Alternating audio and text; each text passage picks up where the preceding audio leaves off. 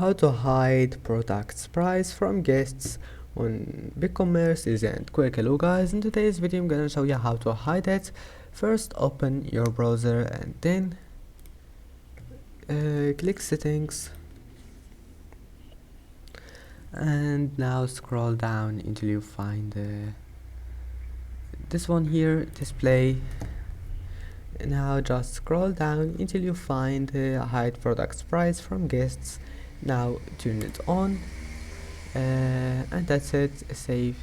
And if you can't find it here, then make sure this one is disabled. Show products price, turn it off, and then enable the second one here and then save it. I hope that can help you, and that's it for today's video. If you like this video, please don't forget to like and don't forget to subscribe. And thank you for watching this video until the end, and see you in the next video.